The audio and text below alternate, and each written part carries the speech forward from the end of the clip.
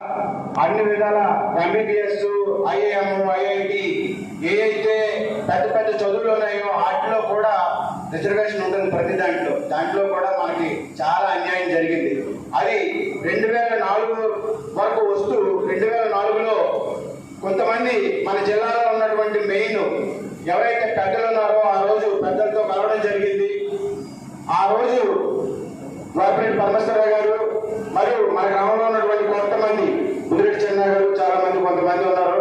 ఒక team work గా వెళ్ళి కొంతమంది జిల్లాలో ఉన్నటువంటి తూర్పు కాపులు మా కాపులందరినీ కలిసి అయ్యా మనం ఇలా నష్టపోతున్నాం, 1975లో జీవో జారీ అయింది, మాకు ఇప్పటి వరకు కూడా కాపు తూర్పు కాపు అనేటువంటి సర్టిఫికేట్ రావటం లేదంటే 2009లో ఎప్పుడైతే గవర్నమెంట్ చేంజ్ అయిందో గవర్నమెంట్ చేంజ్ అయిన తర్వాత మళ్ళీ కంటా శ్రీనివాసరావు గారు, పెద్దలు మహానుభావుడు చిరంజీవి గారు మన కులానికి తూర్పు కాపు సర్టిఫికెట్ రావడానికి ఈ తెర వెనుక చాలా కృషి చేశారు.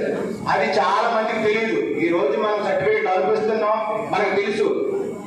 ఏ రోజైతే ఈ ప్రోగ్రామ్ లో అందరికీ కాపులందరికీ సేవ చేసుకుని అందరికీ ఒకే కాంటాక్ట్ తీసుకొచ్చి అందరూ కలిసికట్టుగా ఉండి ఊళ్ళో ప్రజలందరూ కలిసికట్టుగా అన్ని చేద్దామనేసి మంచి